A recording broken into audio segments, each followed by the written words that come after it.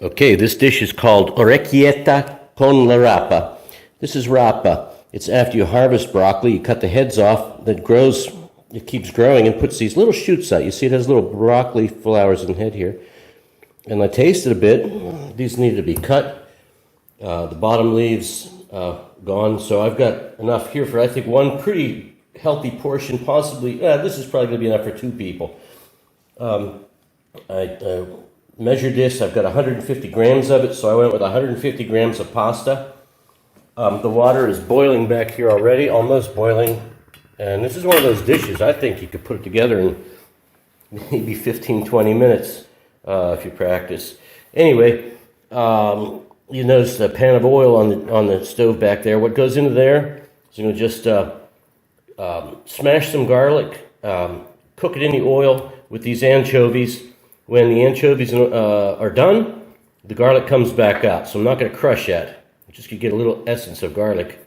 And then it's also going to have with it some peperoncino, cooked the Italian hot pepper flakes. Excuse me for using here out of a grinder, but you know, it is what it is. So that, you know, except for a couple anchovies here, and I think with, I like anchovies, so I'm going to put 5 in, which might be too many. But I don't like green vegetables. The only reason I'm even trying these things is because this healthy looking kind of a pasta, I've been eating too much of those yummy pastas with the sausage in it. So just to appease my conscience, I'm going to eat something with green in it and get around that with the anchovies. Now you usually top this, they say, with breadcrumbs, but I'm going to use Parmesan. Okay, so to not rush myself, my pasta water's, oh, it's almost there. Okay. Anyway, I just got started here with my, well, that pasta's cooking. It doesn't take long. I've brought this up to temperature and turned it back down to just get a nice super low boil. I gave my garlic a smash. You can kind of see it sizzling there. This is what they call getting the essence of garlic, or no, the perfume. This is perfume of garlic. There's just a little bit of a, you don't actually chop the garlic up and put it in the food. You just get a little bit of flavor out of it and throw it away. Now I've got 4, I mean, you literally take it back out and put it in the compost. I've got 4 cloves there, but they're, you know, they're not big cloves. They're small cloves. They might look big because I've got them smashed there, but they're not. I do think it's a little bit more than a big clove of garlic, but, you know, what's a clove of garlic? It varies quite a bit. So anyway, the anchovies get smushed and smushed like this a couple times, and the peperoncino has been ground into there. So, yeah, this is going to be ready in plenty of time. I'm going to take my lid off here and put in my pasta. Give that a little bit of a stir. I'll get some clumping going on here. And then I have to sign off here and start my timer. This is the rabe chopped up, ready to go in the pasta water as soon as it's 5 minutes before the pasta is al dente. Okay, and while we're still waiting for the pasta here, it's only going to be 2-3 more minutes until we're ready to put in the rabe. But I have a little bit of EVOO, extra virgin olive oil, right here. Just a little extra. It's not too deep. So for 150 grams of pasta, 150 grams of rabe, I'm not sure how much olive oil I've got here. I'm thinking it's 100 milliliters or so.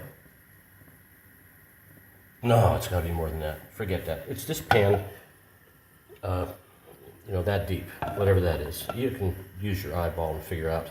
If you get too much or too little oil, I don't think it's going to be a crisis, but I would certainly try to get more rather than less. But anyway, I'm going to go ahead and put this back on a low heat here, because that's getting ready to cook the rabe. Okay, 5 more minutes. This pasta will be done, and in goes the rabe. And so in the meantime here, I'll go ahead and grab a hold of my garlic cloves and pick them back out. Attempt to give them a little squeeze there. Get some of that nice garlic juice out of there. And I don't know if this is too subtle a thing for me or not, but shake them and get that nice little bit of flavor out of there. The reason I put the olive oil in twice, the first batch I used to cook the anchovies and the garlic, the first adding, and after I took it off the flame I put some more in, just so it wouldn't get cooked quite as much. I'm not overcooking the olive oil here by any means, but it retains its antioxidant properties better. And this is apparently one of the secrets to good health in Italy. You know, why people can, you know, live so well here, is that olive oil. So let's go ahead then and poke down here. Make sure that's getting cooked nicely. Yeah, it's way too green for my taste. I can't believe I'm making this. Who knows? I might just stir some pasta up in here with a little bit. Pasta's staying to the bottom. Okay, so now I've got to mind my timer because in 5 minutes that's coming out. Yeah, that heat's getting down a little bit to super low. Okay, just keep it ready for when 5 minutes is up. I'm getting out my colander. Okay, 1 minute to go. And then I'm gonna, let's see. So everything's all set to put together here. Just gonna get my hot pad out and run this over to the sink, get it through the colander, and not let it drain too much, and then back into here, where we're gonna get some sizzling going on. But that sort of is a combination of, well, when the water hits the oil, you know how that goes.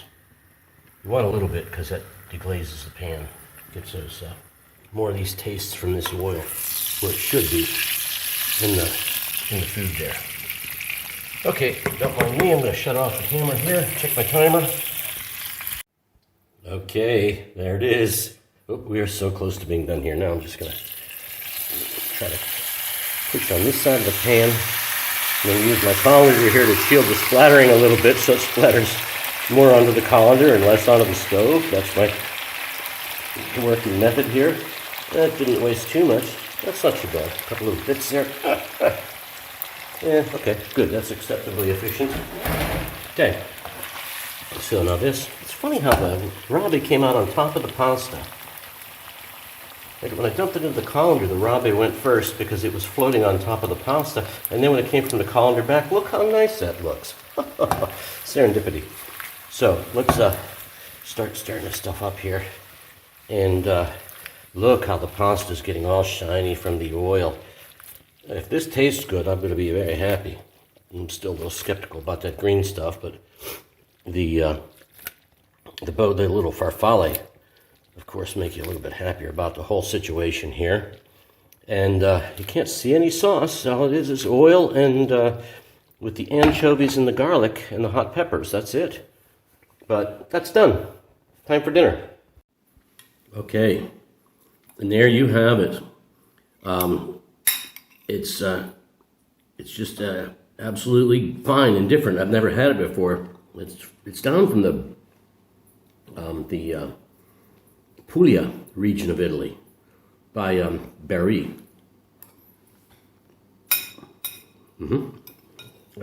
That's pretty darn good.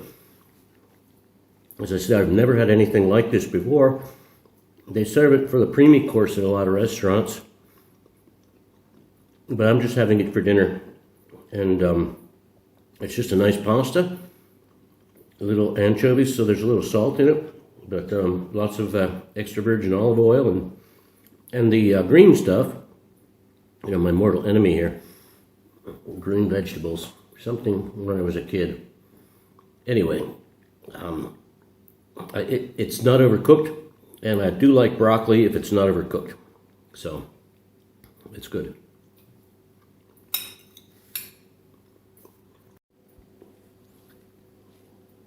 Okay, final thought on this, I guess, to conclude.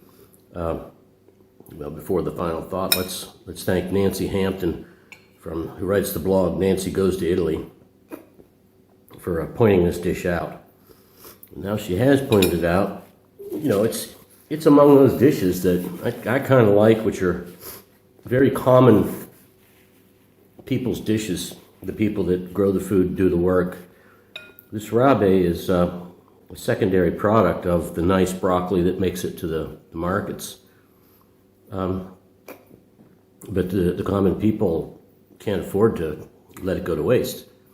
Italians have been through a lot together in the many centuries of their history, and quite a bit even recently in the last 100 years with the fascism and so forth. Excuse me. But